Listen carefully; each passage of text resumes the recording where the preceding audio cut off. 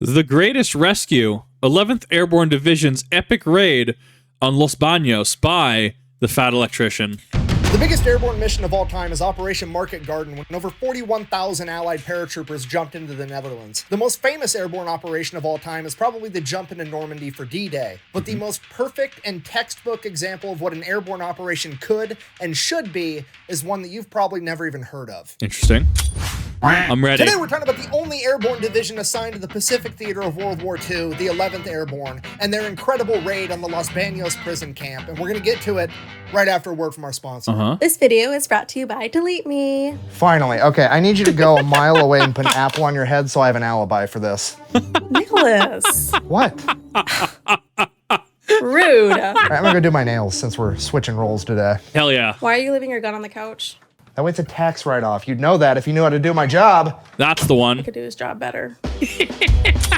Nice. Nice. Yeah, I'd rather go shopping.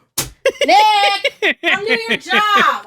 It's easy until you're the one that actually has to do it. That's Anyways, a this mood. video is brought to you by Delete Me. All right, here's the deal. It's pretty straightforward. It's an online subscription service. You give them money, they turn around and make sure that online data brokers aren't selling your personal information. These data brokers are legally required to delete your information if you submit an opt-out request. Unfortunately, there's a bunch of different data brokers. They all accept opt-out requests a bunch of different ways, and they make it as hard as humanly possible. But when you have Delete Me, not only do they figure out which data brokers have your information, they automatically submit opt-out requests so that they have to delete it, and then they continue to monitor those same data brokers in case they somehow get your information again. I actually like Delete Me so much that I upgraded to the family plan, and I'm now getting all my wife's information taken off the internet as well. So if Right. you wanted to give it a try too, I'm gonna have a link and a discount code down below that's gonna save you 20%. Let's get back to the video. Quick, snappy, 30 seconds. This is what you need to know of the actual ad, right? The fact that he got his wife in on that. This is next level. This is next level marketing, okay? This man single-handedly sold me Shields and is now my favorite store. All I'm saying.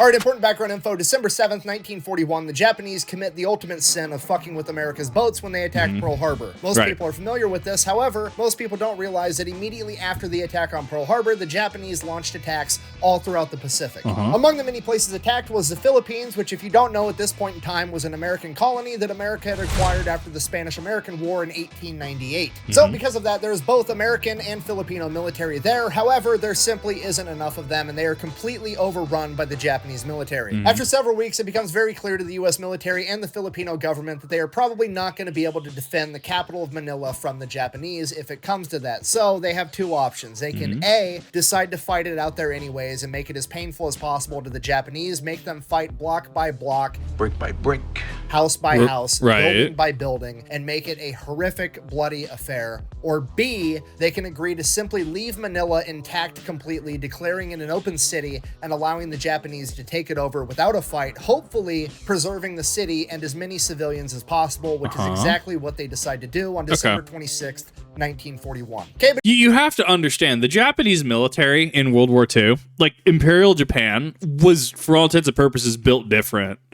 Like, what wasn't there? Didn't Russia try to invade? This was early 1900s, I think, or was this 18?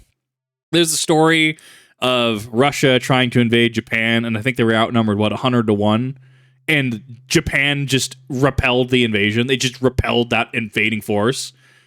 Japan, quite literally, built different.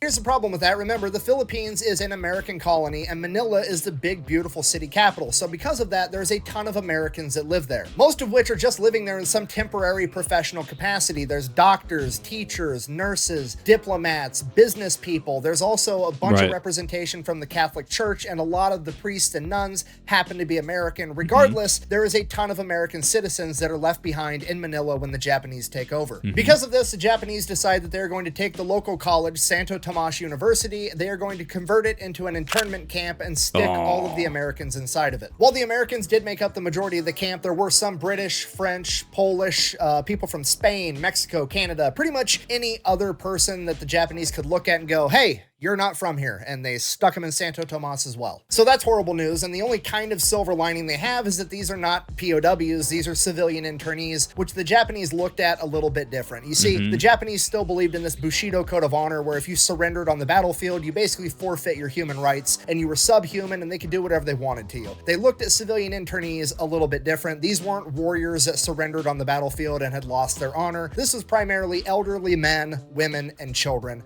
So they were treated slightly more charitable than POWs, but it still was not a great time. This extra consideration for them being civilians varied from camp to camp, from place to place, because they had civilian internment camps all over the world. So every camp was very different. The Japanese had no standard operating procedures for how they treated their civilian internees or their POWs. You were very much at the will of whoever the Japanese officer in charge was. And in the case, I want to point out Unit 731, Shiro Ishii.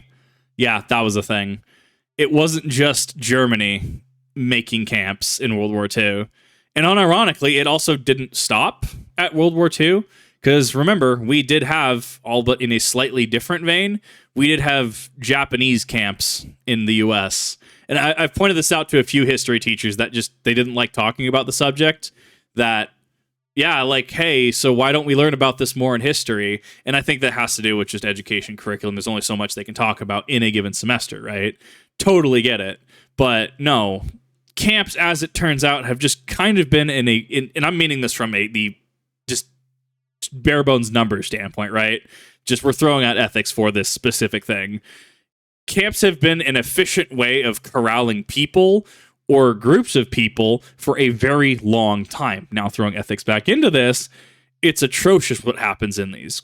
You have camps like Unit 731 by Shiro Ishii. As far as I'm aware, Shiro Ishii got a full pardon because, as far as I'm aware, the U.S., maybe I think it was CIA, wanted his medical research that he did at 731, regardless of how inhumane it was, and he did get off with a full pardon, to my knowledge. We have things like Pol Pot and the Khmer Rouge in Cambodia S-21. Horrible facility, horrible things happened there. Like, and obviously this is in post-World War II setting, but in World War II, it was not just Germany setting up these camps, and that is an important thing to understand when you go back in history, that these things just keep repeating themselves. Our failure to learn from history will ensure that history repeats itself in the future, which is why I'm a huge fan of people like Fat Electrician, who bring to the forefront things that I didn't even know, or things that people should know, and allows us to better educate ourselves. Santo Tomas was actually one of the better ones to be at. Bear in mind, I'm not saying it was good. Nobody was having a good time. Still a horrible place to be. But on the 100%. scale or the spectrum of being in a Japanese internment or POW camp, this was one of the better ones, which at the end of the day isn't saying a whole lot. Now, the reason it was better was because the Japanese had like a real loose control of it. Basically, they put a fence up, told all the Americans to stay inside the fence, and we're going to bring you food. If you try to escape, we'll kill you. Very laissez-faire, actually. They allowed the Filipino people, the civilians, to bring the Americans extra food. The Filipino people were great to the American internees as much as they could be. They tried to deliver their mail. They were trying to give them anything and everything they possibly could. And the Japanese allowed that to happen. So that's what kind of made it more tolerable than a lot of other camps. But as World War II progressed and the Japanese Empire got weaker and weaker, conditions in the internment camp and really all of Manila as a whole got worse. Supply lines broke down. Manila's a big city. You have to bring in a ton of supplies to sustain a city. So not only did the Japanese military not have enough resources to divert to this internee camp, but the Filipino civilians weren't able to give as much either, leading to way worse conditions. It was overcrowded. There wasn't enough food to go around. So the main problem is they can't get the food from the farms into the city. So what if we take the internees and move them out of the city and just put them on the farm where the food grows? Then we don't even have to move the food as far. We just got to move the people one time, right? That makes sense. So that's what they do. They build a new internment camp. It is 40 miles out into the country. It is in a place called Los Baños, right off Laguna de Bay, the biggest lake in the Philippines. It is a naturally beautiful area. There's a ton of naturally thriving tropical fruit like bananas and coconuts, and there's also a bunch of agricultural villages that are going to be able to help get food for all the internees. And that's basically how the Japanese pitch this to the internees. Hey, it's basically going to be a happy summer camp. You guys are all going to go hang out in tropical paradise, eat bananas, and hang out till the war's over. Some people I don't think you understand that when someone pitches me an idea like that, My brain doesn't go to the happy and cheery. Like that sounds like a cult is trying to pitch me something. I want you to understand that. That is also an insight into people Kip has had to deal with. Things that, why I try to be positive, why I try to be more upbeat. Because there are some real piece of work people in this world, and I try not to be one of them. Yes, I get upset with legal and stuff like that, copyright. But no, that's so many really bad people, so many people with ill intent, or not even just ill intent, but just ignorance and not wanting to deal with a problem, will use honeyed words like this to sell a solution, which is a problem which I am all too familiarly acquainted with. But no, it comes down to a logistical thing as well. So if you have Imperial Japan, which as the war is progressing, right, 1944 into 45, right, and the Imperial Japan is weakening, well, they can't necessarily focus the same amount of attention and exports and stuff. They can't focus all of their resources as far as they used to. They kind of have to, right, turtle up, right? They kind of have to turn in on themselves to make sure that they're meeting basic processes and requirements at that point. So this makes a lot of sense to me, and it actually makes a lot of sense in regards to why they would try to move people into a situation where logistically they'd be able to get their food and everything else. They'd be able to get it a lot easier. This is all to say that this makes a lot of sense to me. People buy it and they volunteer to go to this new internment camp. A lot of people aren't really buying it, and amongst the people that aren't buying it are the medical professionals. Right. None of the medical professionals, none of the doctors, none of the nurses want to go to this new internment camp. Right. They want to stay put. And just as the first batch of internees were getting ready to ship out to the new internment camp at Los Baños, and it looked like they were going to have no medical staff, finally a doctor by the name of Dr. Dana Nance and 11 naval nurses that would later come to be known as the Sacred 11 would volunteer to go with them. When it was all said and done, 2,147 internees would end up living at the Los Baños internment camp. Wow. And in the beginning, similar to Santo Tomas, things are pretty okay, bearing everything in mind. And once again, the local Filipinos are being a huge help. They're literally bringing in carts and carts of food every day to help get these internees more and more calories. And then a change of command happens. They put this guy in charge by the name of Haiwanaka, and he's this washed up Japanese officer that is just completely hands off. He's not there at all. The dude doesn't even get in his uniform anymore. He literally just walks around camp all day with his sandals in his kimono. Doesn't give a shit about anything. So his second in charge is basically running the show. And his second in command is a man by the name of Sadaki Konishi, and he's evil. There's no other way to put it. Immediately upon coming to power, he cuts the internees' rations to 800 calories a day, not because he needed to, not because he didn't have the supplies. He had all the food in the world. He just simply wanted to do it to see people suffer. He no longer allowed the Filipino locals to bring in extra food. This is an internment camp with men and women commingling. Naturally, over the course of months and years, they would form relationships, and every once in a while, a woman would get pregnant, and there were, at times, multiple women pregnant or multiple small children in the internment camp at Los Baños. Because of that, the Red Cross would send dehydrated milk to the camp to give to these small children. Konishi would have his men dump the dehydrated milk out on the ground in front of starving mothers to literally starve babies. Whenever the Japanese chain of command would deliver fruit or vegetables, any type of produce as part of the rations, he would leave it outside for days in the sun, letting it get infested with insects before finally letting the internees pick through it and eat whatever they could. This went on for months and years, and he would continually cut rations more and more for whatever he deemed to be a transgression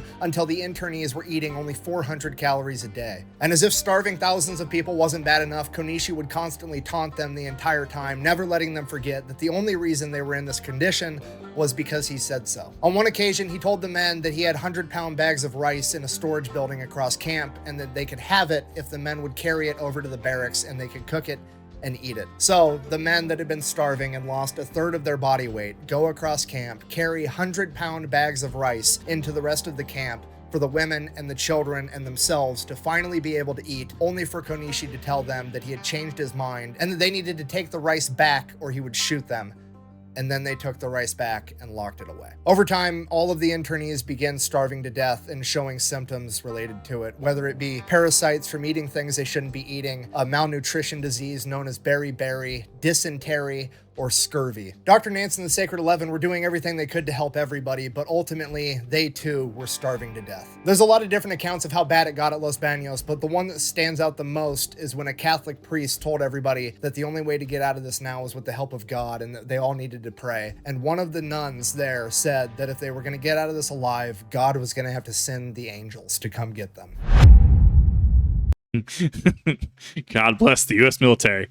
No, this is reality, and that's the problem. Reality is truly stranger than fiction. There are people like this that absolutely exist, and they exist to this day. There is, what is the statistic? Someone will have to cite it either in the comment section or the chat. There is an active 2,000 serial unalivers in the U.S. that are active as of, like, 2020, 2022, something like that. Evil like this exists in the world. It does no good to bury our heads in the sand and to say that everyone is a good person, but at the same time, you can't, not everyone has the ability to look at things like this, right? There are people like me that have looked into Ed Gein, John Wayne Gacy, many horrifying people. There are people like me that look into things like this, things that Shira Ishii has done, things that happened in Buchenwald and Auschwitz, right? And ultimately reject that this is all humans are capable of. That we can do better, that we can learn from history. We can learn from the failures of these people and the failures of people that are tangential to them as well. The officer that refused to do his job, regardless of whatever happened in his position, I don't know. This is an officer that is Japanese Imperial officer that is refusing to do his job, is being laissez-faire about this, and allowing his second in command to commit atrocities? No. That's not how that's supposed to work, and you are just as liable. You are allowing, aiding, and abetting this to happen.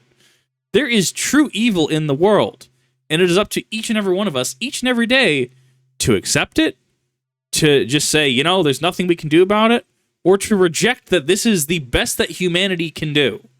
And I, for one, reject the sheer notion that this is all we can do, that this has to happen, that this is something that can leave unaddressed. But that is, no. The Holodomor comes to mind. There are so many things that could have been prevented.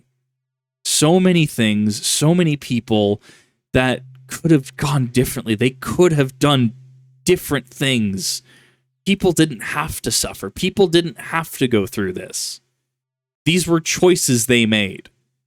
And in life, all we have are our choices. This was not an easy topic to cover, not for a lot of people. And I think this does break from Fat Electrician's usual content a little bit.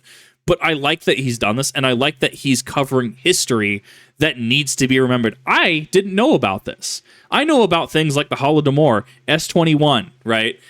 There are Rwanda, which people like to forget a lot, right?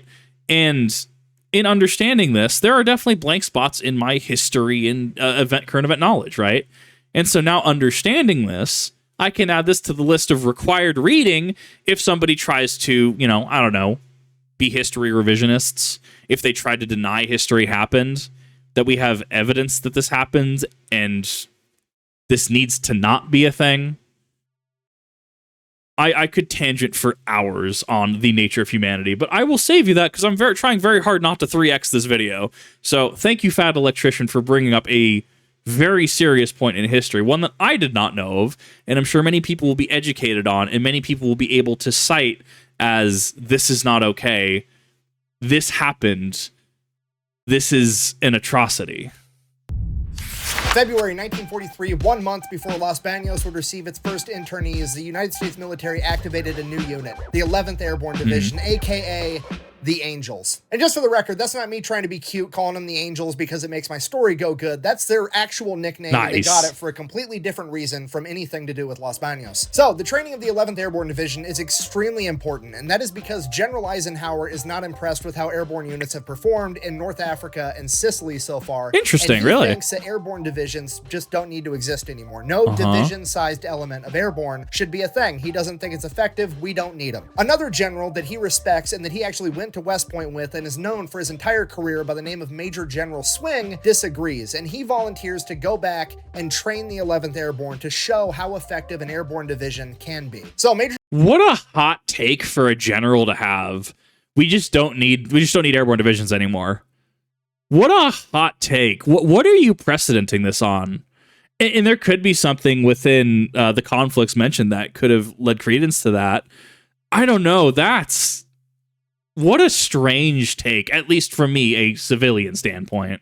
General Swing comes back to America to stand up the 11th Airborne to show how good airborne units can be. And his selection process to get into his new unit is absolutely brutal. The only men that make it through are star high school and collegiate level athletes. But Swing didn't just want a bunch of brawn, he also wanted brains. He made it a requirement that every single man in the 11th Airborne Division at its inception had to have a military IQ test score of 110 or higher. This meant that physically and intellectually, this entire division, from the leadership all the way down to the lowest ranking private, were all qualified to go to officer candidate school, both mentally and physically, which is absolutely crazy. Swing only wanted the best of the best, and he actually got in trouble for kicking back so many recruits because they didn't meet his standards to be in the 11th Airborne Division. Because of that, they actually expected him to lower the standards and start letting more people in, but by then he had actually found all the men that he needed. Because airborne divisions in World War II weren't as big as regular divisions. A normal division had about 15,000 men, an airborne division had about 8,000 men. They also didn't have heavy artillery, they had lighter artillery, they didn't have tanks, they had light vehicles, all the stuff they had they could jump with. So they were lighter, but they were also faster, meaner, and smarter. So Major General Swing has basically went through like 30,000 guys and distilled out the best 8,000 dudes, just the raw talent, the best of the best, the strongest, the fastest, and the smartest. And he trains the dog shit out of these guys to be absolute monsters. He is striving to make this batch of like 19 to 23-year-old kids the best of the best, and he tells them as much. He tells these kids they're going to be able to eat nails and spit out razor blades by the time they're done with their training, and you know what? They believe him. Major General Swing was born in the 1800s. Dude fought in World War I. He's already been in theater in World War II, and he's telling them, you guys are the best of the best, and if anybody would know, it's going to be him, so they believe him. And this is where they start to get their nickname, the Angels. You see, they're overly athletic, they're above average smart, and they're getting their ego pumped up, and they're a bunch of 20-year-old kids. Naturally, when they go out on leave, they're going to be rowdy. If these guys aren't training to kick ass, they're partying. These guys are going out, getting hammered, getting in fights, getting thrown in jail every chance they get. They start fucking with the chain of command, thinking it's funny. At one point, they actually prank Major General Swing. You got to realize, General Swing is born in the 1800s. The dude fought in World War I. He's the old guy, okay? He's an old school military officer at this point. And those old school military officers all played polo. That was like the boys club thing. That was like what golf is now, right? And they went out and they stole Major General Swing's polo horse as a joke. And then there was also that time that they got in trouble for spear hunting for pigs using their bayonets mounted on their M1 Grands so that they could have a barbecue. The 11th Airborne guys got in so much trouble so often that it became a running joke, kind of, sort of, not really a joke, an actual point of conversation in the morning officers meeting on Monday. First order of business, how many of our little angels woke up in jail this morning? And that's where they got the nickname, the Angels. And to be— oh my God, truly just built different. I mean, but at a certain point, right? Like, if these are the best of the best, who's going to stop them? I mean, obviously chain of command and stuff, but when you're stealing the entire polo horse, Bro, that's on a different level. Okay, I came from Xbox Live. Okay, I'm a shitter. I like shit posting. That's different. That is next level. the fact that he stole the horse. I just want to know how this. What happened? Like, what was the follow through? What was the inciting conversation? What was the plan? How did they steal it? Where did they store the horse? What happened to the horse? Fair to the 11th Airborne, they weren't unique in being this rowdy. This is pretty much standard behavior for all airborne units in World War II, whether people are willing to admit it or not. I mean, for example, later in the war, the 82nd Airborne was on leave over in France, and they got so rowdy that the US military had to send out a special military police unit just to get them under control. Oh, so wow. Yeah, paratroopers are always kind of wild, but back in World War II, they were exceptionally wild. But as it turns out, when your job is to lead the way into armed conflict riding a fucking kite, that's exactly the type of guy you want doing the job, a dude that gets a little bit rowdy. Speaking of— so this is your Helldiver / ODST equivalent is what I'm understanding. No, this tracks.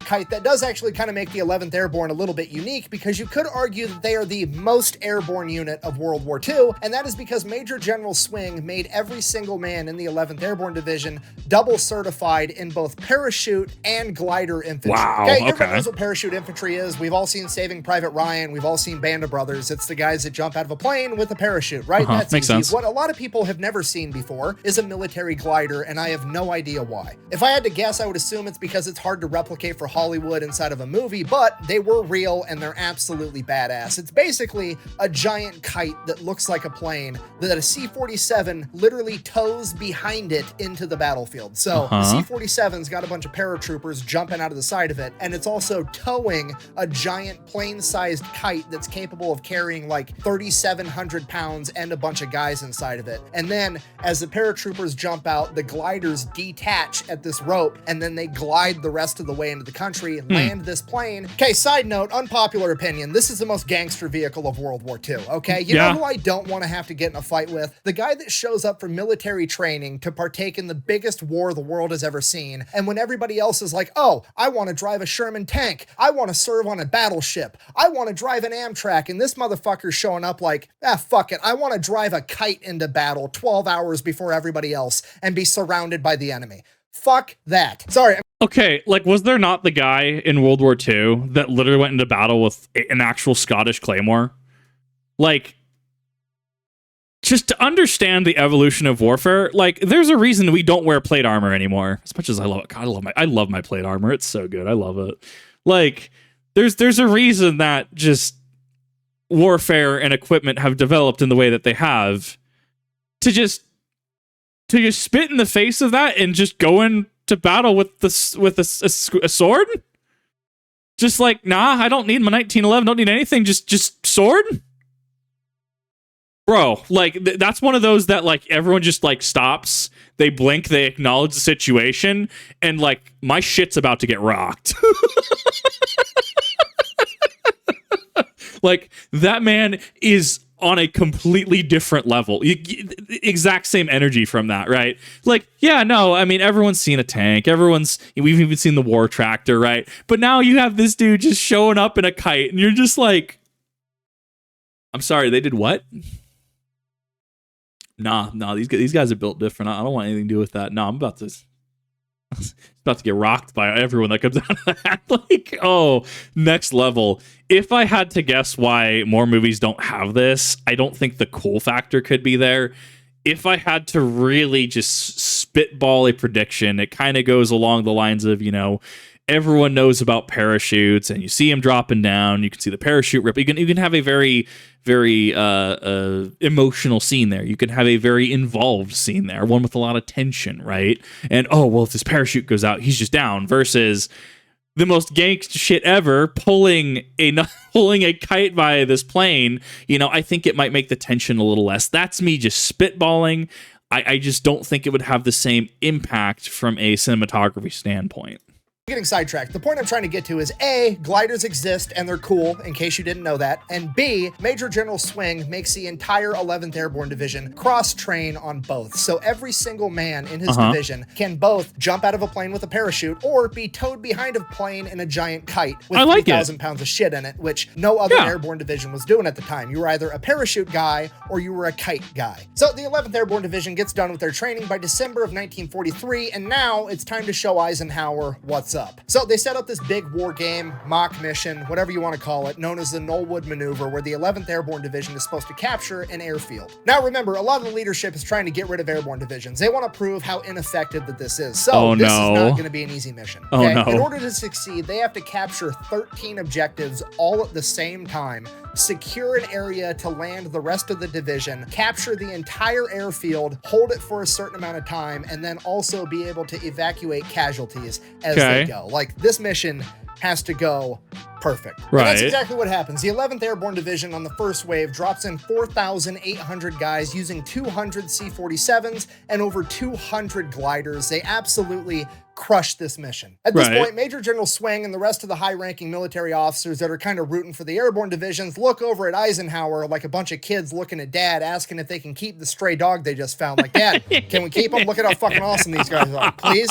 And finally, Eisenhower's just like, fine, whatever, we can keep it. Okay, if you're not picking up what I'm putting down, I'm trying to tell you that the 11th Airborne has just saved the entire concept of airborne as a whole. Okay, when the Fair. average person thinks about paratroopers, they're thinking about jumping into Normandy, D-Day, Market Garden, all that stuff in the European theater. All that stuff is downstream from this, okay? All Right. of the airborne divisions would have been disbanded, and that never would have happened were it not for the 11th Airborne proving to Eisenhower how effective airborne can be. So right out of the gate, the 11th Airborne has already changed the world, and in a small way, they are responsible for the success of every other airborne mission that came after this. So now, No, I honestly could give them that W. They're responsible for every success downstream from that, because without them, it would not exist. I think that's incredibly fair to give them. as a reward, they get sent into the European theater where they're going to get to do things like jump in on D-Day, jump in and participate in the biggest airborne operation of all time, Operation Market Garden. They're going to be remembered and celebrated, and there's going to be movies and TV shows about them, and everybody's going to know who they are. I'm just kidding.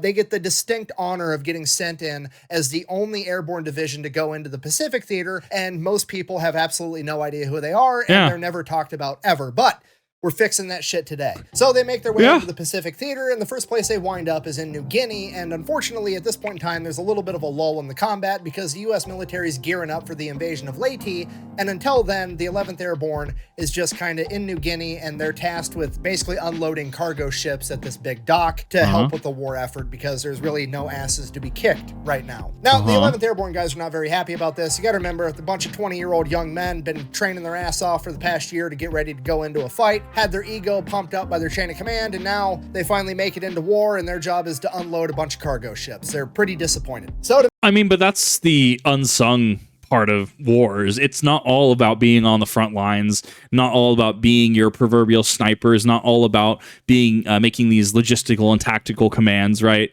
What about the people that, you know, are caring for the wounded, caring for the sick, caring for the person that has one too many beers and wakes up with a massive hangover, right? There's just a number of those roles. And then what about, shipping things? What about making sure ammo and gear gets to the right place, making sure it gets there on time, making sure that you're able to not get shot down, say, if you're flying cargo or if you're in a shipping lane, making sure that you're steering the ship in the right direction, making sure that you're not getting ambushed by anything. The Japanese had U-boats, didn't they? I know Germany did. Yeah, Germany had subs. I don't know if the Japanese did or not now that I think about it.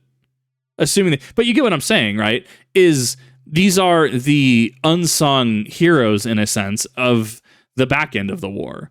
The entertainers, the people that keep, people fed, the people that keep people stocked up, people that keep people healthy, people that make sure that, they can receive their mail and talk to their loved ones and stuff. There are so many more things that go on in tandem with just the actual fight and conflict itself that a lot of people don't think about. It takes more people to run an offensive than just the people on the battlefield. make themselves feel better, they steal shit. I mean, strategically transfer equipment to an alternate location, and by alternate location, I mean to their campsite. And when I say equipment, I mean pretty much anything and everything that's cool, they take it as theirs. Literally entire crates of Colt 45 1911s, booze, cigarettes, good food. They're stealing entire Jeeps and vehicles and using them at their camp. And nobody's really saying anything to them, and they're getting away with it, so they get a little bit bolder, and eventually they're like, fuck it, we're just gonna steal the generator for the dock, and we're gonna take it back to our camp and wire up our camp so we have electricity. So that's what they do. They steal the generator, bring it over to camp. General Swing catches them, and he's like, no, you guys can't be stealing that generator. Or at least you can't wire up your tents. You're going to use it to wire up my tent. And they have to go wire up General Swing's HQ building, and he uses the electricity. Now, at this point, the guy that's actually in charge of the dock goes over to General Swing's quarters to where the 11th Airborne are, and he's like, your guys are stealing fucking everything. They need to stop. I need my generator back. At which point, Swing gets in a huge argument and says the famous line, my angels would never do that. Exactly. Thus cementing in their nickname, the Angels. Shortly after that, the 11th Airborne would get orders that they were going to partake in the invasion of Leyte, and they would have to leave a bunch of their stolen goods behind. An MP unit came in to clean up their camp and reported back that there was an entire parking lot of stolen vehicles there. How'd that get in there? So, Battle of Leyte. Imagine being so good at strategically and tactically acquiring stuff and transferring it to an alternate location. Imagine not stealing stuff, right? Definitely would never happen. Imagine being so good at that. You have just a parking lot, like a used car lot, just full of stuff that you've just tactically acquired. Person seeing that report is just like, damn. We talked about this last week with the 77th Infantry, aka the Old Bastards. They were there as well. But if you don't remember, or if you didn't watch that video, basically the Japanese government has come out and said that they are going to make the Battle of Leyte a decisive battle in the war. They are throwing anything and everything they have at this fight to not lose this island. Basically, the American forces have one half of the island, the Japanese forces have the other half, and they're both being resupplied on their back ends and fighting in the middle, trying to claim this island. Right. Eventually, the 77th Infantry Division would be sent around the backside of the island to make an amphibious landing and take over Ormoc Bay, which is where the Japanese were getting their resupply from, cutting off the enemy supply lines, while the rest of the Army and Marine units held the line, including the 11th Airborne, and continued to fight. The 11th Airborne Division and every other unit that fought at Leyte sustained heavy casualties, but for every single angel that fell on that battlefield, he took with him 45 enemy soldiers. Jeez. After claiming victory at Leyte, the next objective to take is Luzon, the main island in the Philippines, with the capital of Manila and the Los Baños internment camp. With this being the main island, there's no doubt that the Japanese are looking to make this a decisive battle as well. Luckily, 3 months prior to this, MacArthur had already sent someone to begin prepping the stage for an American victory at Luzon. I did like how these two stories meshed together very well. I actually really liked how we got into the Old Bastards in this, and we got to see that this was the same conflict. I was looking at that map, and I'm like, oh yeah, this is what we just went over this, right? What a very cool thing to tie together.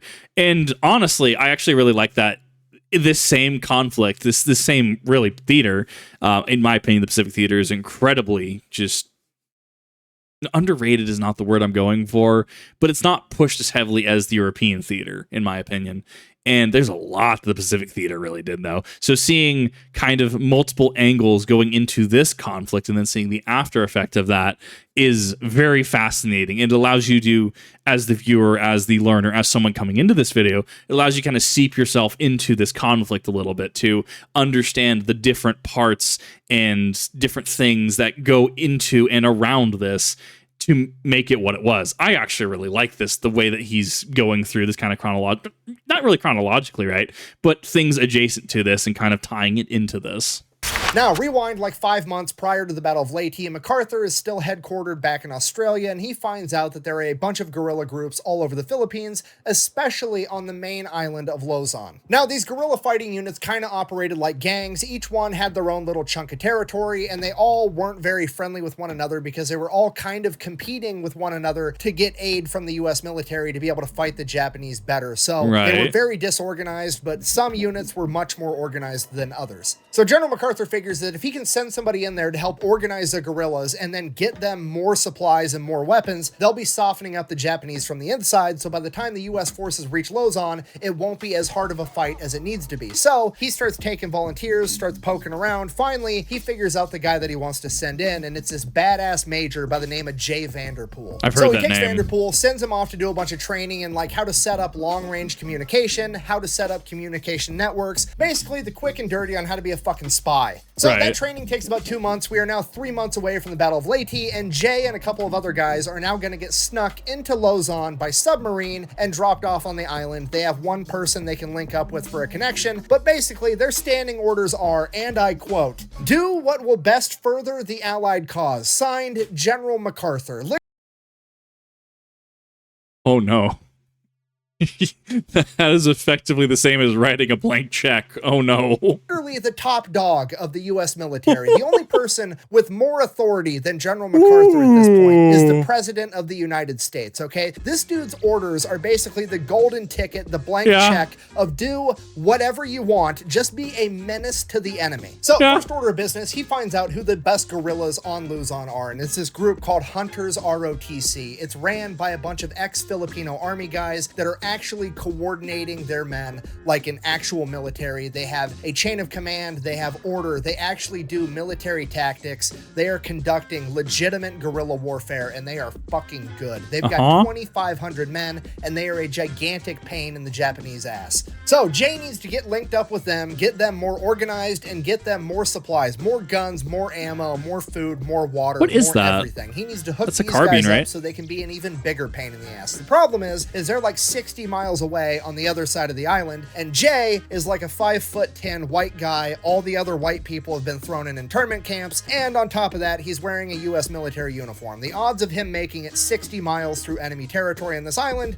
not looking too great. No. So what's Jay gonna do? I mean, the meatheads are probably like, he could just walk there through the jungle, avoid the roads, don't go into town. He'll get there in 2 weeks. It'll be fine. He'll get the job done. Other people are like, he could probably, pay somebody to drive him there in a trunk, smuggle him in. That would be an option. Jay Vanderpool is just like, nah, I'm gonna go just complete gangster option. I'm gonna walk to the nearest town, go to a payphone. I'm gonna call up a fucking limo to drive me there. So that's what he does. He calls a valet.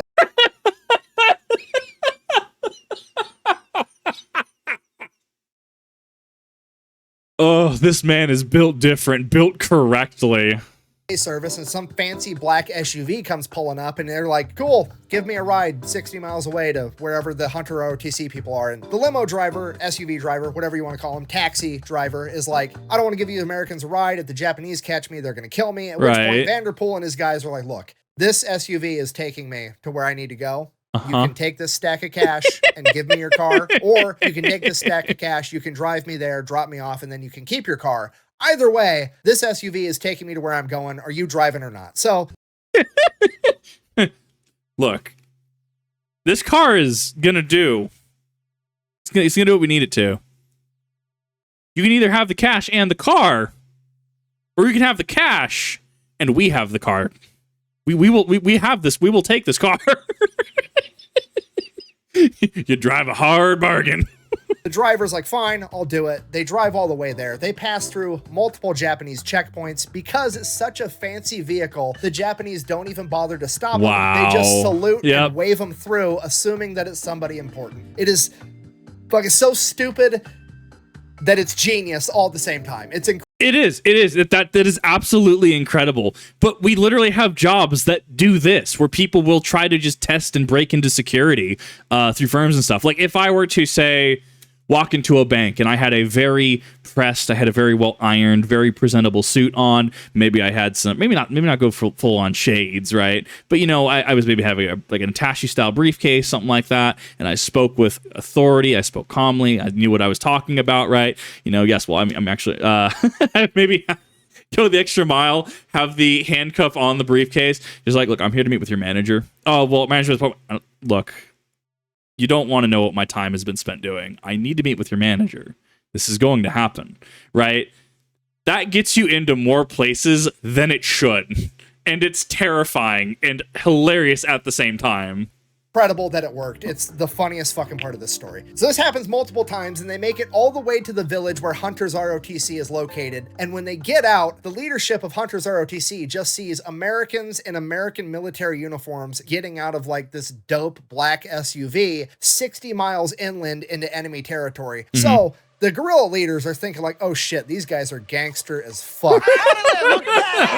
Badass, guys. That's dangerous. So already they're off to a great foot due to Vanderpool's insane strategy of calling a limo to drive him through enemy territory. And then Vanderpool whips out his printed out order from General MacArthur, basically saying do whatever to further the Allied cause, at which point the guerrillas are just completely game to do whatever. They're more than happy to help in any way they can because they know who General MacArthur is, and this is their best shot at making a measurable impact to save their country. So Jay Vanderpool has been in Luzon for all of like 6 hours, and he is now essentially in charge of 2,500 men that are experts in jungle warfare. Now, these guys have been an issue the entire time, but they're making so an entrance under-equipped that they weren't able to do as much as they could. Like, they're not living up to their full potential because these guys are going in and launching raids against the Japanese, and every guy has like 3 bullets in his gun because they just don't have ammo. Then they're whipping out their bolo knives and using those to fight the Japanese. Now, with Jay, he's going to be calling in and getting them new guns and a ton of ammunition so they can actually function like a guerrilla fighting force.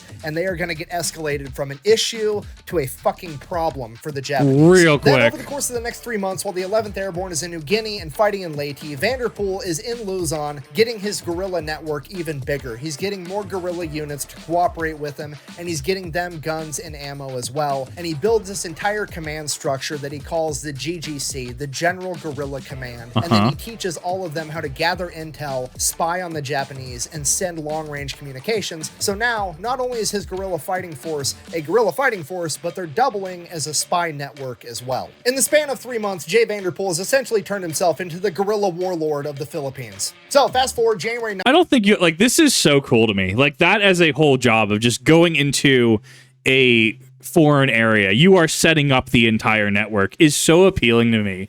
But that's one of those things that, like, one, I'm civilian, I'd never be able to do that. Two, even if I was military, the hypothetical, if for whatever reason the military was like, hey, Kip, we're going to take you, right? You have people of prestige and skill and tact in these positions because you need to trust that they'll get the job done. But I have so much respect for this role. I absolutely idolize it. 1945, American forces were victorious at Leyte, and now they are making their invasion into Luzon with like 175,000 men. It is a massive offensive operation. And Jay Vanderpool, our favorite guerrilla warlord, has positioned all of his guerrilla fighters in between the American landings and the Japanese main forces. So that way, when the Japanese try to make their way to the beaches where the Americans are landing, they're going to be attacking them on the roads with ambushes the entire time, softening the enemy before they even get there to play defense. And here's what I need you to understand about this. This is 1945. The Japanese are not winning this war. It's not going good for them at all. Their supply lines are breaking down. They're having trouble getting their men ammunition, food. Everything is going about as bad as it can be for the Japanese at this point in time. Okay, if you're not picking up what I'm putting down, I'm trying to tell you that the Japanese are now the ones that probably aren't going to have a whole lot of ammo, and now the guerrillas are being backed by America, the biggest unhealth care network the world has ever seen. They've got all the ammo on the planet. Well, well, well. How the turntables died. Now, Jay Vanderpool, being the smart guy that he is, he knows this and he takes advantage of it. He has the guerrillas just start mag dumping everybody. He tells them, you guys have more ammo than them, abuse it. He even goes as far as to have the guerrillas start using an old school infantry tactic called marching fire, which is basically get a bunch of your guys, have them stand in a line and start walking towards the enemy with their rifles on their hip, and every time their right foot hits the ground, they fire. Now, this is like a World War I tactic. The theory being that you're both advancing and laying your own suppressing fire at the same time, obviously, as you were marching towards an entrenched enemy with machine guns. So the tactic never really worked that great. But in World War II, in this application, when the enemy's just out on an open road and they don't have enough ammunition to lay suppressing fire back, it worked out great. In addition to that, there was also a huge cycle. It also trains them as well, right? As somebody that has had bouts of sword sparring where I have done, say, top right strikes down, strike down, strike down, strike down, and then they're expecting that fourth strike to come from there. Then I swap it up to top left going down, right? And I go in for the win, right? It also can train an enemy. You can get that tempo going, right? Oh, that's brilliant. Logical factor, because you got to remember, Jay Vanderpool is like coordinating the guerrillas. I keep referring to him as the leader, but he's not actually in charge. The real guerrilla leaders could tell Jay Vanderpool to get fucked at any point in time, and he would have no other choice but to do so. And the reason I'm bringing this up is I'm trying to get the message across to you that these Filipino guerrilla fighters don't really give a shit about the Geneva Convention. They've never even heard of her. Believe me, you would much rather come toe-to-toe with the American military at this point in time, because these Filipino guerrillas were not taken prisoners and they were not messing around. They are experts in jungle warfare, and they do not like the Japanese. The Japanese have been extremely cruel to the Filipino people for the last 3 years of the occupation, and they are out to get straight up revenge. Like, if you got shot and injured going up against the Filipino guerrillas, you weren't injured for very long, because as soon as you hit the ground, the bolo knives are coming out, and these guys are looking at you like my wife looks at Amazon packages, okay? And every single time I bring something like this up, I get this in the comment section. That's a war crime. To which I mean, yeah, sure, I guess, but I mean, what do you think is going to happen? Because you say it with this conviction like you think RoboCop is going to descend from the heavens and enforce justice. Because I hate to break it to you in your fragile worldview, but guess how many Filipino guerrillas got convicted of war crimes after World War II? Absolutely fucking zero. Okay, now look, I'm not saying that's right. I'm just saying that it happened. And to be honest with you, I'm not that upset about it. I mean, we've all seen those situations, right? It's not appropriate to punch somebody in the face, but also, if you're at the bar with your wife and some dude walks up, smacks your wife on the ass, and says, hey, sweetheart, how would you like to go home with a real man? And you turn around and punch that motherfucker in the face, fucking, he kind of deserved it. And if you don't like that, that's fine. We can agree to disagree. But guess what? The good news in all of this is it's easily avoidable. All you have to do is not invade the Philippines and then go out of your way to be evil and cruel to all the locals for no fucking reason. And this probably won't happen to you, okay? Simplest concept in the world. I know a lot of people struggle with it. I'm gonna say it real slow. Don't fuck around and you won't find out. Oh my God. I appreciate that he said this. There are so many just moments. Like, this is such good life advice. Such good life advice. Do not mess around. Do not find out. Like, and that's the thing. Like, I love his bar example in that. First of all, why would this person do this, right? What do they have to gain with, hey, sweetie, you want to come home with a real man? Okay, first of all, fucking rude. Second of all, damn. Your pickup lines are from the 1960s. They called. They have your mullet. They want that back too. Like, hot damn. Just what a piece of work to even get to that point. Just lack of, not even just respect towards women, just lack of basic respect for people, right? And yeah, you might end up with a fist in your face. You know what? You're lucky if you don't end up with your back on the ground, or if you don't end up in a dumpster not knowing what happened the past 6 hours. All I'm saying, right? And like, so war crimes is one of those, and people have definitely pointed out, well, Kip, you know, this isn't a war crime, and this isn't a war crime. I think that there is a fundamental misunderstanding civilians have, myself included in a lot of situations, right? Where we think that war crimes are this thing that if you commit a war crime, you will be held liable. And I guess maybe some people might liken it to like the Nuremberg trials and stuff like that, where, you know, after World War II, there were trials for a certain party to determine faults and determine, because people, well, I was only tangentially helping them, or I was forced to help them. That's why the Nuremberg trials existed, right? And really, that comes back to the understanding that in order to have war crimes, to have people accountable for war crimes, there needs to be an overseeing body, right? This is why you have atrocities happening in modern day, but if certain entities, certain countries, certain organizations just say, fuck it, we don't want to abide by this, who's going to force them, right? Like this then that gets into foreign policy, and that starts getting into an area. Like the amount of foreign policy conversations I have about modern events in my friend group is actually unreal. Like I am an oddly just weird conversation partner that just attracts these conversations, which is why I like when I can do things like just laugh on stream and have fun. No, like that is definitely a civilianism, and I myself, thanks to creators like the Fat Electrician, have been getting far more educated on the concept of war crimes and really about proportionality and stuff like that. Absolutely, he is right. Somebody smacks your wife on the ass, says, hey baby, right? And you punch him in the face, homie, that's assault. But contextually, when you look at the situation, or if you look at more pieces, you can also get to a slightly to the left conclusion that while this technically was wrong, this was justified, right? Welcome to, in the most simple terms, welcome to politics. Cue the this is madness, this is politics from Pirates of the Caribbean, right? It's a wild world. Okay? I hope that this lesson is helpful. Thank you. Sorry, I'm getting sidetracked. Moral of the story, the Filipino guerrillas are out in the jungle being complete gangsters going up against the Japanese. Now, after a while, it gets to the point where Vanderpool's contact is like, yo, you need to chill. You're expending so much ammo that the general whose AO that you're inside of is going to get mad that you're taking up some of his ammo, and you just need to slow it down because you're burning up too much. To which his guy's like, I don't know, it's some hard ass by the name of General Swing who's in charge of the 11th Airborne Division. To which Vanderpool is like, cool, you send General Swing down here. He can see my results, speak speak for themselves, and Yeah. we'll see what he has to say. What so it's a date. confidence. The next morning, General Swing is going to have his driver bring him out to where Vanderpool is, and they're going to have a little conversation about how much ammunition he's burning up. But before that happens, that night, the guerrillas set up guarding a particular road, and as it would happen, right at dusk, an entire Japanese battalion comes marching down this road, advancing towards the American lines. The guerrillas launch an ambush and wipe out the entire battalion, 1,000 men. So the next morning, General Swing comes rolling down the very same road with his driver and his aide in his car and an armed escort, and he gets about halfway there and he starts noticing there's an awful lot of opened Amazon packages, dead guys on the side of the road. And the closer he gets to where Vanderpool's supposed to be, the more and more of them there are. And after a little bit, General Swing just tells his driver, all right, turn this shit around. He leans over to his aide and says, and I quote, "You give Vanderpool all the goddamn ammunition he wants." That's how you get results. These are the people that I'm a fan of, right?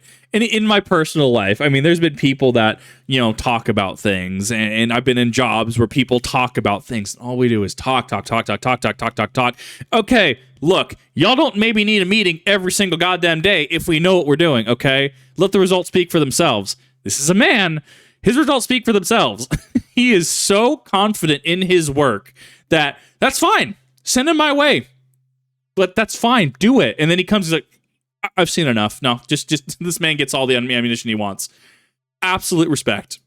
So this continues for about a month as the American forces fight their way through Luzon to Manila. So Battle of Manila kicks off February 3rd, 1945, and the first order of business is to liberate Santo Tomas internment camp, and that also happens on February 3rd. And what they find at Santo Tomas is absolutely horrific. The conditions of the camp have done nothing but gone down since 1943, and the conditions that they are living in 1945 are very similar to what I've already highlighted when I talked about Los Baños previously. Because of this, General MacArthur himself decides that he needs to see this with his own eyes, so he goes and visits Santo Tomas and immediately decides that his next order of business is to liberate the Los Baños internment camp immediately, and he gives that order directly to General Swing and the 11th Airborne Division. Okay, I need you to understand, that's a really big deal. General MacArthur is like top dog in the military. It's President, MacArthur, everybody else. MacArthur doesn't tell individual divisions or units what to do. He doesn't give those kinds of orders. He tells entire military branches what to do, and those orders get disseminated down through the ranks amongst the different generals, and it goes through like a whole chain of command thing. He has just skipped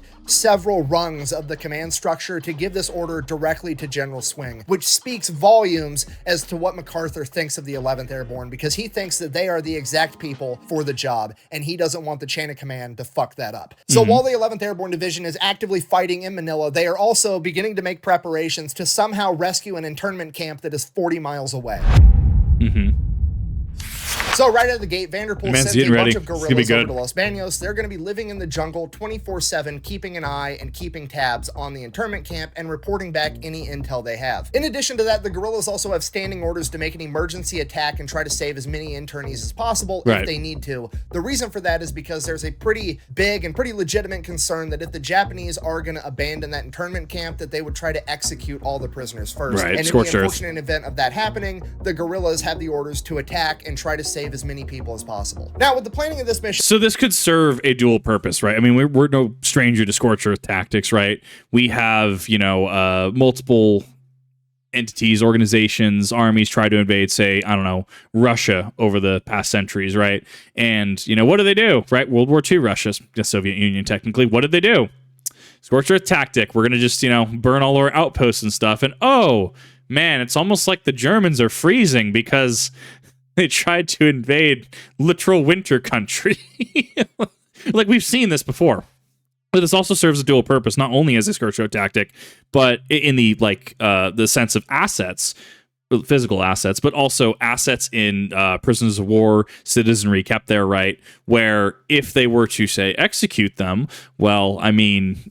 but no one's alive to tell the tale, right? Well, I mean, this is just all hogwash, and, this must have been just a localized coup, right? It's to cover their back, so to speak. I can absolutely see this being a logical consideration for how they have to go about this operation. Bear in mind that the 11th Airborne is still fighting actively in the Battle of Manila, and while that's going on, they're also trying to plan this mission, and this mission is seemingly impossible. Now, the planning of this mission is done by a young officer in the 11th Airborne known as Henry Mueller, and his plan is absolutely genius. Okay, so here's the initial problem. Los Baños is 40 miles behind enemy lines, and there is an entire infantry division between the Americans and this internment camp. Approximately 10,000 Japanese soldiers known as the Tiger Division. So if the Americans launch a major offensive and try to punch through and destroy that division, they're going to radio back to Los Baños, and they're worried that that means that they're going to execute all the prisoners. So that's not really an option, meaning the only thing they can do is do an airborne operation where they jump in right on top of the internment camp. So Mueller starts getting intel back from the guerrillas, and they have this hand-drawn map of the camp and the surrounding area, and there's this big-ass field about 1,000 yards away from the Los Baños.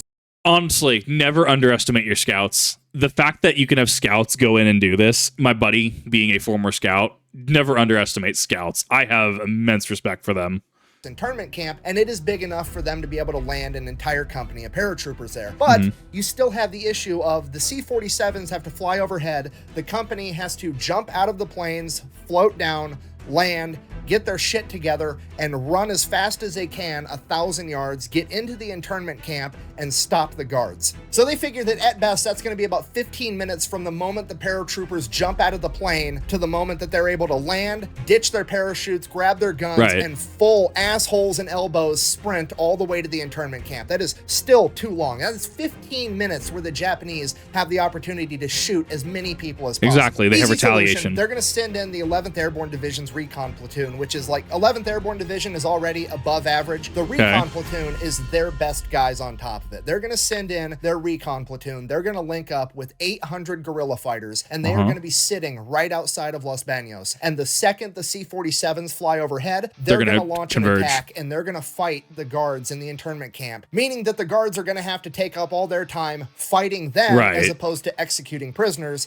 and give the airborne guys enough time to get there to reinforce them, and they can overrun the camp. So this mission is already crazy. There's a lot of moving parts, but Mueller just has to assume that everything goes according to plan, because from there, it gets even harder. So when we assume that this is all went according to plan, this means that the guards have all been taken care of, and there's now approximately like 1,100-ish soldiers there between the guerrillas and the American forces, and there's approximately 2,100 internees that are in their final stages of starving to death, and they now have to transport that 2,100 people 40 miles away, and they don't have any vehicles. So that in itself is a huge logistical issue, but then you have to also add on to the fact that there is 10,000 Japanese Tiger Division soldiers blocking the route to get back to where you need to go. So at this point, Henry Mueller is like, you know what? We're just going to do some gangster shit. We're going to drive our tanks through the biggest lake in the Philippines to get there. So in addition to the guerrillas and the recon platoon waiting in the bushes for their moment to attack, the paratroopers falling from the sky, there is also going to be an entire battalion of amphibious tractors, Amtraks, floating tanks that are going to drive across Laguna de Bay, the biggest lake in the Philippines, and then drive 2 miles further inland to hit up Los Baños, and then they are going to be the ones that smash through the gate, and they are going to pick up all the internees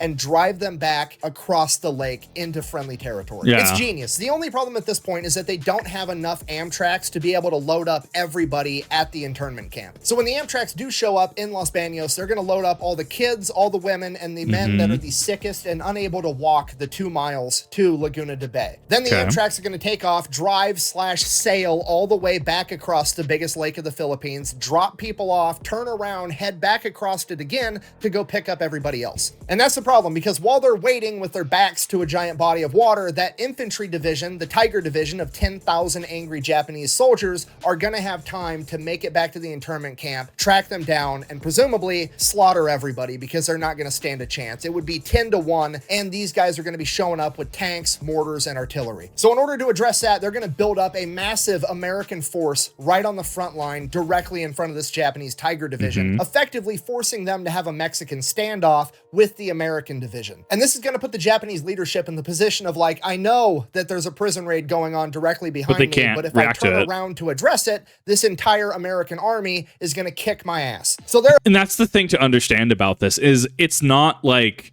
I don't know, like a Payday 2 heist, right? Where say you get into Big Bank, right? And then you're able to exit Big Bank near the bus, right? It's not like that. The operation is not over once you get into that camp. And also you have to worry about the offensive happening literally right behind you. So the fact, yes, there are multiple stages here, but they're there for a reason. You have them having to paratroop in because I'm assuming AA is also a concern as well. And the very little time that you're going to have, right? Where, oh, well, they must be here for the prisoners. Well, here I go chopping again, right?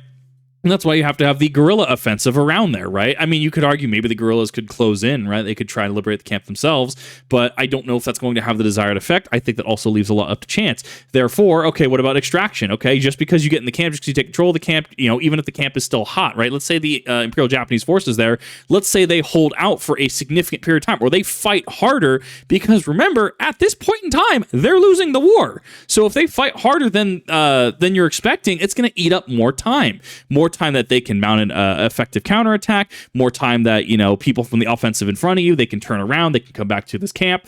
And okay, well, now if things go sideways, or say, you know, we're here longer than expected, well, we need to be able to get them out. We need to be able to evac a bunch of these civilians. Hence why you have the tank boat option, right? We don't have enough of that as well, so now we're going to put more forces in that offensive to really just push them. That way, you have to have that the Japanese infantry, right? They have to focus on the offensive in front of them, and they can't pull away to deal with the operation happening behind them. There is so much manpower that is going into this. It's actually unreal. Effectively just going to have to sit there in this staring contest and let this raid go on behind them, even though they know it's happening. It's genius. Mueller is effectively playing 4D chess. Yeah. So Henry Mueller takes his plan to General Swing, lays it all out, and General Swing is like, okay, let's do it. It should work. The problem is we can't do it yet because we don't have enough manpower. We're still fighting the Battle of Manila, and we've taken so many casualties between Leyte, fighting down through Luzon, and now the Battle of Manila. We just don't have the guys to spare right now, but we're going to do it as soon as we can. So they're forced to kick the can down the road for like 2 weeks, and during this 2 weeks, somebody from Los Baños escapes the prison camp and makes their way over to the 11th Airborne's area of operation, and they get picked up, and Mueller hears about it. So Mueller wants to talk to this guy. He wants to know everything about the camp. Maybe he's missing something. Maybe there's something he could do to make his plan an angle better, that could help make it him more effective, save more people. So Mueller brings this guy into his office, and they start talking, and this guy he's brilliant. He's memorized everything. He was previously an engineer, and this dude went as far as pacing off different buildings. He actually had measurements of how far it is from the gate to this building, from this building to that building. He knew where every machine gun emplacement was. He was able to draw out a very accurate map, every guard tower, everything. So when I say the three people I would ask for anything, right? Rednecks, Marines, engineers, and realistically farmers as well, but that overlap, it can actually be there, right? Man's an engineer. Man gave him exact measurements. Just gonna leave that there. Alone was a huge help, but in addition to that, Mueller wanted to know the schedule. He wanted to know the daily life of everybody living in Los Baños. So he has him walking through an entire day. Like, when you wake up, tell me everything that happens. What's the patterns? What are the guards up to? What's the deal? At this point, the gentleman informs Mueller that every single day it begins with most of the guards, like 99% of them, all but like 20 dudes that they leave at the guard towers, proceed to go lock all their guns in their barracks, and then they go out in the field next to the internment camp in their underwear and sandals and do calisthenics. They're out there doing stretches and push-ups and shit to stay in good fighting shape. To which Henry Mueller's like, fucking squeeze me? You mean to tell me that if I time this mission right, I literally get to catch these guys outside of the internment camp in sandals and their underwear while they're tired and sweaty? I gotta go. He goes straight to General Swing's office, and he's like, hey, we got to move up the timeline for this mission. The original schedule was that the paratroopers were going to be jumping out of the C-47s at 8 o'clock in the morning, and Henry is like, we got to bump that back. They got to jump out at 7 in the morning, right in the middle of these guys doing push-ups in their underwear. We're literally going to catch the enemy with their pants down. Now, the reason he had to go all the way to General Swing to get this approved was because before that, the earliest they could be there was 8 o'clock in the morning. The reason for that was because they wanted the C-47s to have the light of dawn to be able to take off, just because it's easier getting that many planes in the air when everybody can see and it's not dark out. But everybody pretty much agreed this is worth it. We're going to do it anyways. So Right. that's the plan. The plan is set in stone. We just have to wait until we have the manpower to actually pull it off. And then several things happen. The first one being that a local farmer and fisherman is sailing his boat around Laguna de Bay, and he ends up seeing the Los Baños prison camp or prisoners from it somehow, and he reports back to the Americans how sickly and how poorly they are being treated. So that's number one. The secondary thing that happens is Vanderpool's guerrillas report back that the Japanese are digging a massive hole in the ground, a humongous trench, and at the top of it are machine gun emplacements, Yep. and everybody assumes the worst, that they are digging a mass grave. So that's it. Time Yeah. to shit or get off the pot. We're doing this, and we're Yep. doing it right now. Get that big military force built up right in front of the Tiger Division so they can start their Mexican standoff. Get the recon platoon out in the jungle with the guerrillas and spool up the C-47s. And for the love of God, somebody turn on Fortunate Son while we do it. I don't care if it doesn't come out till 1969 and it's February 23rd, 1945. Just make it happen. That whole bit Early was morning, great. February 23rd, 1945, all of the 11th Airborne Division guys start loading on to the C-47s. Now, originally they had just slotted one company to go in and make this jump, but a lot more than just one company worth of guys ends up showing up. Now, I can't prove this with any official military document. They weren't on the manifest, but it was very much one of those situations where everybody in the 11th Airborne Division wanted to be on this mission, okay? They'd already been through hell together. They fought through Leyte, they fought through Luzon, they're in the Battle of Manila, and they had freed Santo Tomas, and all of them had seen the horrors that were happening inside of that POW camp, and absolutely everybody wanted to help. So more guys showed up, whether they were supposed to or not, Right. and they jumped as well. So I they love load this. up into the C-47s, they take off. Problem, one of the C-47's landing gear won't retract back up into the no. plane. Apparently, in the darkness of night, one of the maintainers on the ground forgot to pull the locking pin out of the landing gear. Oh, no. And now they can't pull the landing gear up, meaning they can't get up to speed. They're gonna miss the hit time. Okay, right out of the gate, that's a big fucking problem. I mean, it's only one of the planes, so it's got approximately like 28 paratroopers in it, but in a mission this small, 28 guys can be a major lot. break amount of dudes. Exactly. And we don't have time to turn around, pull the pin out, and get that plane back up into the air. We can't have all of the C-47s slow down because then none of them will make their hit time. Right. And they all have to be there when they're supposed to be there because those Amtraks are showing up on time, the recon platoon and the guerrillas are showing up on time, and most importantly, we got to catch the enemy literally with their pants down in a field doing push-ups. Right. At this point, the pilots are like, fuck it, I'm just going to Fuck yeah. floor it the entire way there with the landing gear down. I'll just beat the atmosphere into submission for the next 40 miles, to Yeah. which the radio tower is like, you're going to blow an engine if you do that, and the pilots respond with, well, let's hope I blow it on the way back. And I think we can all agree that's gangster as fuck. Super well, that's going on. Chad. The recon platoon and the scouts are going and they're getting into position, and one of the recon guys, a guy by the name of Terry Santos, as he's coming up to the camp, approaches this guard hut that's like kind of right out in the middle of nowhere. It's like an early warning system, and inside of it's just one man sleeping on his gun, and he's got a field phone in his other hand. And Terry pulls out his knife. He's gonna kill this guy. But then he stops. He realizes that this guy's out there as an early warning system. He's probably got to check in every hour, every half hour, every 15 minutes. He has Right. no idea. And Take if this time. guy misses a check-in, it's gonna put the entire camp on alert. Exactly. So he resheathes his knife and just sneaks past him. Okay, side note, luckiest Japanese soldier in the entire story, and he's being a complete shitbag. So, all I'm saying, sometimes being a shitbag could save your life. I mean, what's the shitbag's creed? Never stand when you could sit, never sit when you could lay down, and never be awake when you could be asleep. Yeah, this just saved this guy's life. Hot Anyways, damn. the scouts and the guerrillas, they all go out, they get in position. Thanks to the new drawn map from the previous escapee, they know where every single guard tower and guard hut is. And there are scouts literally sitting outside of them on the other side of the wall, next to Wow. the windows with grenades, waiting to hear the C-47s coming up, and they're just going to toss grenades into all the guard checkpoints and take out all the guards at once Wow. immediately. So they're in position That's and they're nutty. waiting, and they're waiting, and it feels like forever, but it's probably only like 5 or 10 minutes. Yeah. And they're waiting. Time and you lengthens. start to hear the faint drone of the C-47s off in the distance, and they keep waiting until it gets louder and louder. And then as soon as the Japanese guys out working in the field turn to start looking up towards the sky,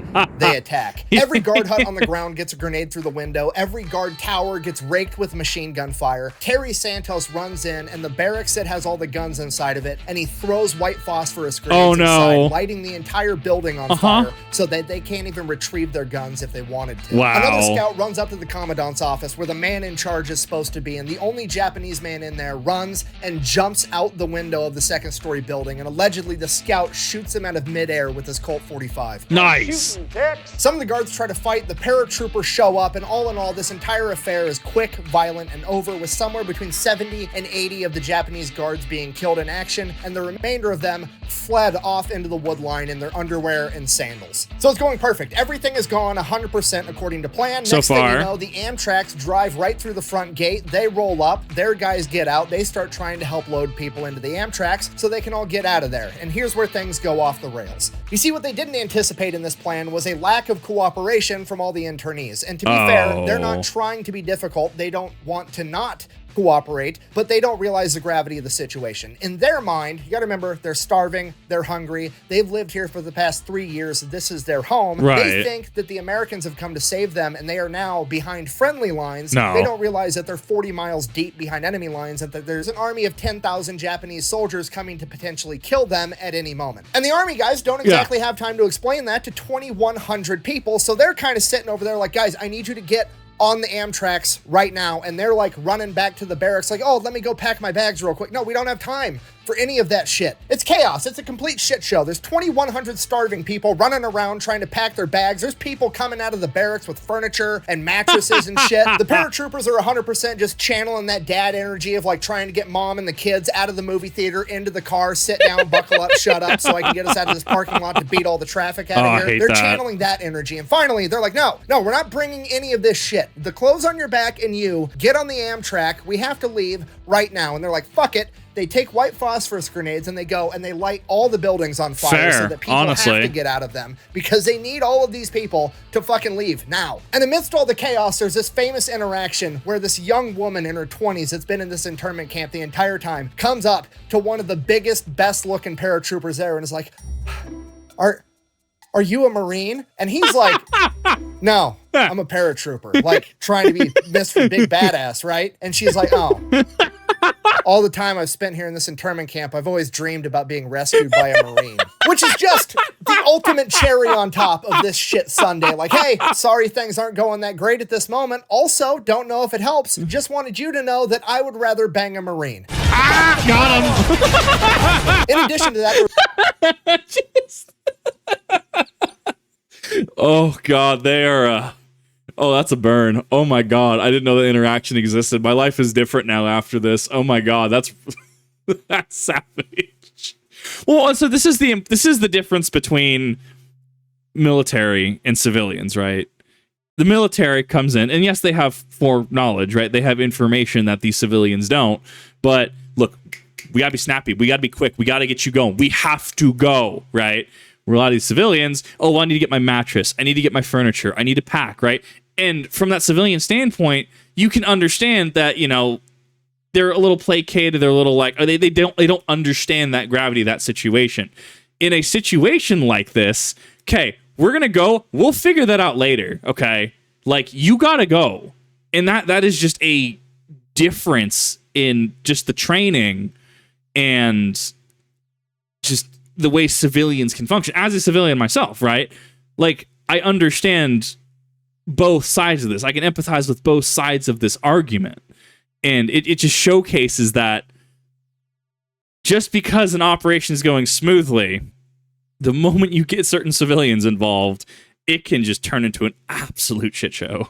a bunch of Catholic priests and nuns that had dropped to their knees praying, thanking God for literally sending angels to come and save them. At which point, the angels are like, bro, let's do go. that on the Amtrak. Get up and then go take a knee in the tank so we can get this shit going, because I'm trying to actually finish saving you guys. I'm not done yet. And this is my favorite part of the story, right? Because Amtraks all have names painted on the side, right? They're like tanks. They're like the crew gives their tank a funny name or a cool name or a badass name, like Jean Lafayette Poole called his M4 Sherman tank in the mood. Well, this particular Amtrak that they loaded up all of the Catholic priests and nuns onto, on the other side of it, its name was, and I quote, the impatient virgin, which is fucking hilarious. Anyways, all the Amtraks get loaded up to maximum capacity and they take off. So now we've got all the paratroopers and somewhere between 500 and 600 of the healthiest looking internees available, and they're gonna have to walk 2 miles over to the lake. Okay, now cut back to the Amtraks. They're driving to the lake and they start taking fire from the tree line. They can see the muzzle flashes off in the distance. So one of the American soldiers in one of the Amtraks is trying to get up to the 50 cal to return fire, but there's so many internees in there and nobody's listening. They're all cheering and talking and nobody can hear him. He's telling people to move, but they're not listening. So he finally just literally gets on top and crawls over people to get onto this machine gun to start returning fire. Right. And this dude is just dumping ammunition everywhere in that general direction, literally cutting down the trees that these people are firing from. And finally, when he quits seeing muzzle flashes, he stops firing into this tree line. And as the gun falls silent and the ringing in his ears finally goes away after a couple seconds, he hears a baby crying.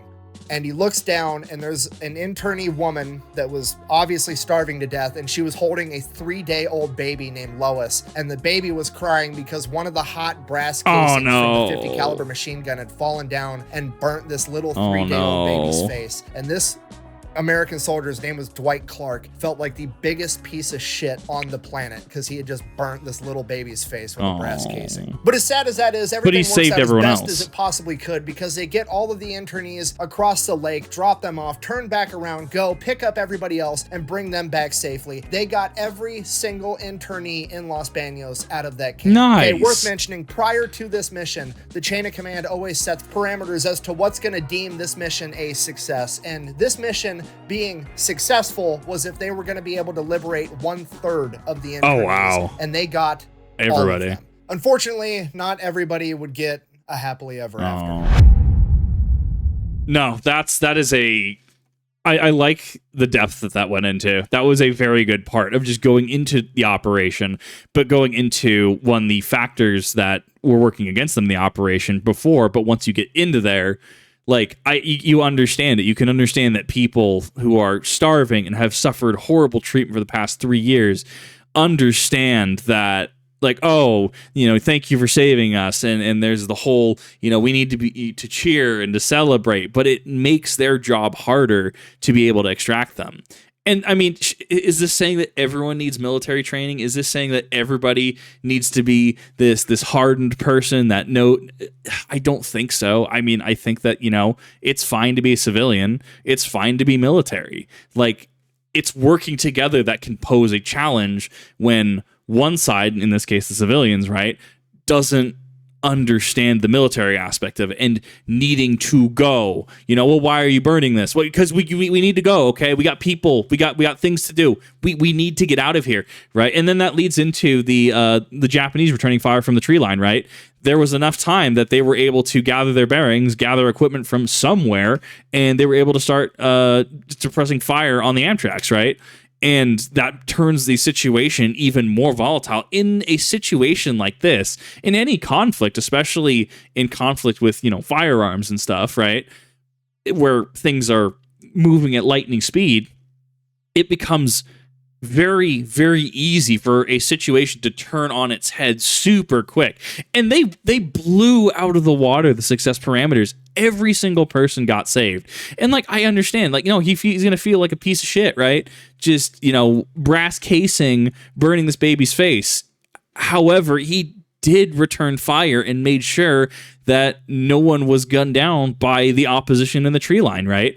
I think that that's important to understand, right? You can sympathize with all sides of this. At the end of the day, he did his job. He did the best he could, and he made sure that suppressing fire was no more. He took up that 50 cal, and he just completely mowed down those trees. And it's interesting. I love seeing the duality of military and civilian in this. There is an interesting duality here.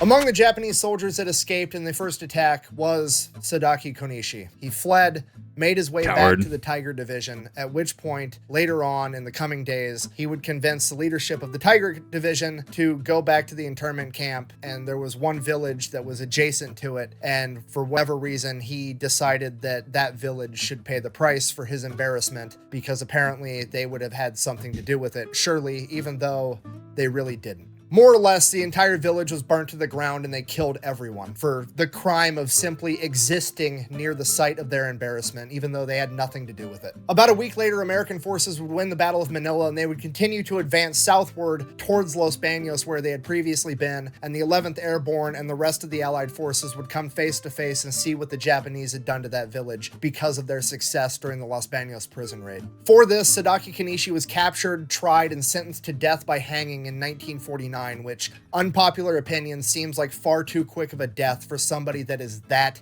evil, but I don't know, maybe I'm a bad person. But No, I don't think that's necessary. And there's a lot of aversion to capital punishment like that. And in certain cases, rightfully so. Beyond a reasonable doubt, someone needs to be convicted. Beyond a reasonable doubt, someone needs to be proven that they did the crime. For example, someone like Ed Gein, someone like John Wayne Gacy, someone like Shiro Ishii, right? Someone that is without a doubt, beyond any reasonable doubt, that they did this. And at that point, you have to weigh, is this person redeemable or not? And in the case of Shiro Ishii, as far as I'm aware, he sold his research and was able to live out the rest of his life. That being said, there is the duality of this where he would have reasonably lived in shame to, have lost and to still be alive, to have surrendered his research for the price of money. You could make an argument that, in life, his life would have been a living hell because of him living with that shame, that burden. But that becomes a very sticky topic very fast. I don't think that the Fat Electrician is out of line here. I think that when you consider the actions and the choices made, that choices that can never be, those people can't live again. He can't take back that. He can't take back knowingly condemning a village. He can't knowingly take back throwing aid out and forcing people to suffer, to starve, to assert his power, his dominance, his will by choice over others to torture and oppress them. Can't take that back. Regardless of if you find some new purpose, there are some things you just can't take back, especially because children were involved in this. Innocents were involved in this. And it's all too easy to get lost in the politics that are capital punishment and that every life is sacred. Every life matters. The person down the street from you, your neighbor, person you meet at a grocery store, everyone has choices. Everyone has an impact on this world. Some even cite, the 7 degrees of separation. If you impact the lives of 7 people around you, you've impacted through them, and there's 7 people that can interact with, you can impact the entire fate of the world. There are people who are just inherently evil, and that is why we have systems in place for those that are beyond a reasonable doubt convicted, to judge, to pass judgment, and to understand, is there anything more this person can do? Or is there nothing this person can do? Are they completely irredeemable? And even then, each country, even then, states and territories within countries have different methods of it. Lethal injection is one of those, as far as I'm aware, is the most effective method. And then you have people that will, hanging is the answer, firing squad, so many different answers, and it becomes a very subjective thing to subject somebody to an appropriate or proportional amount of pain that they have dished out. And that is where you get into very, very heated debates. That's where you get into incredibly political and divisive discussions. I don't think he's wrong in this. I think that there's nothing that reasonably could have been done by a court of law convicting him that would have been even remotely proportional to the pain and suffering that he dished out. And I mean, maybe unpopular opinion from Kip, right? I don't know. I consider this a very reasonable take, in that when you look at the evils of the world, you look at people that will willingly dish out this kind of suffering, that's a different tier entirely. That's a tier that I would argue your average person should never have to deal with. Your average person should be worried about, well, I got to go get gas in my truck. I got to go do this, I got to go to work. Well, oh God, I played Halo 3 till 3 in the morning again. That's what your average person should be doing. Your average person should not be deconstructing the fabric of reality and society and trying to find these complex answers, because history is literally an open book for us. There's nothing reasonably that we could have done that would have even remotely been proportional to things he dished out. I do agree with Fat Electrician, though. I do think that was too swift a demise. The good that came out of this was that over 2,000 internees that had been tortured and starved for over 3 years would finally get to return home and live happily ever after. The Sacred 11, the naval nurses that volunteered to go and help keep all of these people alive while also living under the same conditions, were all awarded the Bronze Star and are highly regarded as heroes. The 11th Airborne Division got almost no break from the combat as they continued to finish clearing out the Philippines. The raid of Los Baños is considered to be the most perfect airborne operation that has ever been executed and is deemed as a great success. Despite that, most of you have never even heard of it, and there's one simple reason for that. On the very same day as the Los Baños raid, February 23rd, 1945, a group of Marines fashioned together a couple of drainage pipes and put the American flag on it and hoisted it over a battlefield where they were victorious at Iwo Jima. And when push came to shove, the newspapers decided to air the story that had the cooler picture. This I'm is gonna be more honest with you guys, theatrical. I have absolutely no idea how to end this video, so I'm just gonna end it with my favorite part. Fast forward to 1998. 43 years later, there's a woman by the name of Lois that gets a phone call seemingly out of the blue. She answers it, says hello, and it's an elderly man on the other line by the name of Dwight Clark. And Nice. he says, "Are you baby Lois from Los Baños?" To which she replies, "Yes." And the next thing he says is, "Do you have scars on your face?" This man fought through the Pacific in World War II. He has probably haunted him. seen and had to do horrific things to survive. And out of all of that, it has tormented this man for the past 43 years, knowing that he may have hurt a sweet, innocent little baby. And after that time, 4 decades, he finally finds out that she did not have any scars on her face. And that is probably the happiest ending with the most closure that I could possibly give you. That was the way to end that. Thank you for watching. Best way to support the channel is go buy some merch over at fatelectrician.com. Quack bang out. This was a good one. This is a long one. I'm surprised they didn't 2x This is a really long this. video. Yeah. I need a drink. Oh, hey, real quick. One more thing. If you guys wanted to know more about the 11th Airborne, there's a guy that actually specializes in it by the name of Jeremy Holm. He actually helped me out with this video. He's written 3 books on the subject, and he has his own YouTube channel exclusively making content about the 11th Airborne. I'm going to have that link down below if you guys were interested. Other than that, I'm going to go get that beer now. See ya. Get that beer. You've been talking for a minute. Mr. Stanley Kingsbury, formerly General Manager of Trans-Pacific Trading Company, ex-Chief of Police and Fire Departments of Los Baños Internment Camp. Mr. Kingsbury, would you describe in your own words your reaction to your liberation on February the 23rd? I went about my business, dressed, doing the regular duties in the room, when all of a sudden I heard the sound of planes very near, looked out of my cubicle, found first 3 planes came over one of the lower barracks. I noticed a white sheet drop out of one.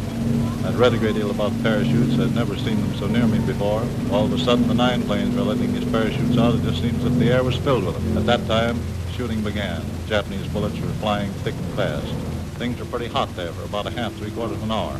In the meantime, the boys had come in and told us that we had to evacuate. And within the question of a few minutes, we were on the M tracks, where we rolled out of the camp, down to the shores of Laguna de Bay. That's the lake. It was nearby, 2 kilometers away from the camp. I imagine, Mr. Kingsbury, that you felt as if the entire United States Army was dropping on your head when they started coming. I certainly did, and I even have to pinch myself now to realize that I am merely free and can talk and do as I please. You can do anything you want, Mr. After Kingsbury. 1145 days under the Emperor from Japan, you can't realize how I feel. No, sir, I can't. I understand, Mr. Kramer, that you were wounded by a stray Japanese bullet during the liberation. Well, there really isn't much to say, except the bullets were flying right and left, and we were so excited we didn't know what to do, so... Tell me, Miss Kramer, what are your plans for the future? I really don't know. There's so many things I want to do that I can't make up my mind. Something go! Well, what do you want to say? What do you want to do? United States. You mean you want to go back to the United States? I'm nice to him. Okay? The camera's off right now. You don't have to lie. I'm nice to him, people. Right. I believe it. Mm-hmm. Mm-hmm. Give you everything you want because you're a prince. Everything? I believe it. No. See? Hey guys, just letting you know that I love my husband so much, and I love these two. He gets treated very well. You're an idiot. That's funny. Next, I'd like to introduce three charming young ladies, three sisters, who help making the lonely hours much happier. The Fernandez sisters. Oh.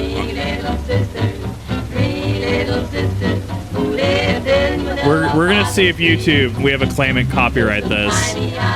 We're gonna see if this happens. A